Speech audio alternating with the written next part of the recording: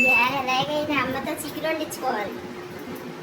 అమ్మాయి ఏం కూర వండుకున్నావు? ఏం వండనమ్మా? ఏదో ఒకటి వండమ్మా. వంకాయ వండనా? వంకాయ వద్దమ్మా. బెండకాయ వండనా? బెండకాయ వద్దమ్మా. పోనీ కాకరకాయ వండనా? కాకరకాయ వద్దమ్మా.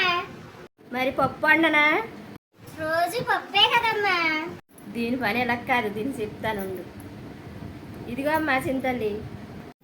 ఏంటమ్మిది? గింజమ్మా, గంజి. అన్ని విటమిన్స్ కలిపి ఉన్నది గంజి ఒకటే కదా, అందుకనే ఏది వండుతానని వద్దన్నావు కదా, గంజి తాగు సరిపోతుంది.